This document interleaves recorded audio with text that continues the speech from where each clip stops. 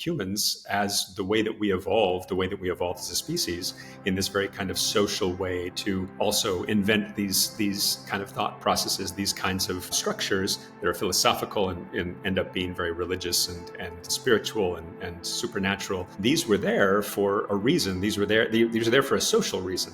So, this notion of disenchantment, I mean, I personally don't experience it because, I think of science itself is absolutely enchanting in the sense that it enables us to use the basic tools that every single human being uses every day in various ways: logic, reason, the recognition of the existence of a shared reality, a more or less objective shared reality, and a reality of which we're all a part. And then it puts these in a very controlled way to allow us to make statements about the way the universe works based upon the best information that we have now. And that is in and of itself absolutely enchanting. The fact that I can, that my astronomer colleagues can look up into the sky and they can actually go through the thought process and say, wait a minute, it's the first order kind of very selfish, very, anthropocentric thing. It's like, oh, we're obviously at the center of the universe and, God made the universe for us, whatever God means, because humans have espoused something like, 5,000 official deities throughout their history. So,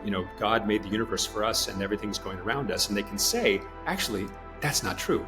That's absolutely enchanting to me because it's taking away from some kind of, darkness, some kind of throwing up your hands, some kind of like, well, we don't know anything and we'll probably never know. That to me is capitulation, and that to me is quite bleak. And I think, for example, I think Douglas Adams probably said it best, something like, I'll take the awe of understanding over the awe of ignorance any day. And so, I mean, it's a kind of a long way of answering the question, but, that's what I think about when I hear these kinds of concepts.